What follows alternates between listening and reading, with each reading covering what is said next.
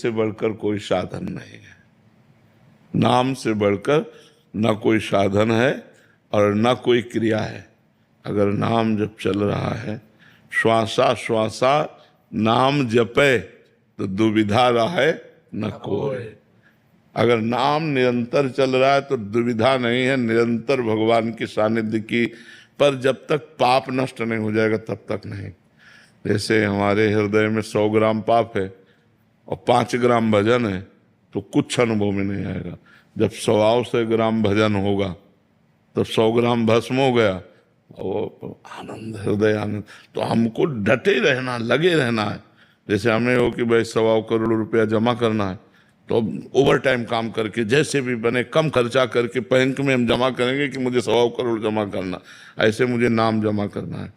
जो हमारा पूर्व पाप है, प्रारब्ध है, संचित कर्म है, सबको भस्म करने के लिए नाम तैयार पर जमा। अब कठिन बात है कि जो ही नाम जब शुरू करते हैं तो मन प्रपंच फैलाने लगता है, अंदर जलन पैदा हो जाती है, भोगों का आकर्षण हो जाता है। इसीलिए साधु संग करो, सत्संग करते रहो, दूरी बना के रखो। दूर से सत्संग सुनो, अपने परमार्थ पे चलो, तो उससे तुम पवित्र रहोगे और संत पवित्र रहेगा। तुम भिक्षा दे दो, उनसे शिक्षा ले लो, दूरी बनाओ। क्योंकि ज़्यादा नज़दीकी आने में दोष दर्शन हो सकता है और दोष क्रिया हो सकती है, फिसलन हो सकती है। जैसे काई पे पैर रखे ना तो कितना भी चतुर हो, मुंह भरा गिरने का है नहीं।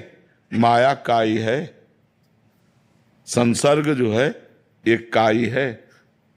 लगाव मत दिखाओ, लगाव परमात्मा से दिखाओ।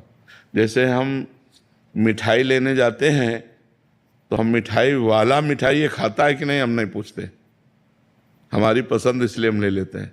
तो सत्संग में जो शब्द मिले वो सत्संग ले लिया। सत्संग जो दे रहा है हमको उससे ज़्यादा लगाव नहीं रखना चाहिए, सत्संग से लगाव। तो इससे क्या होगा, आप साक्षात भगवान मानने लगोगे सत्संग करने वाले को।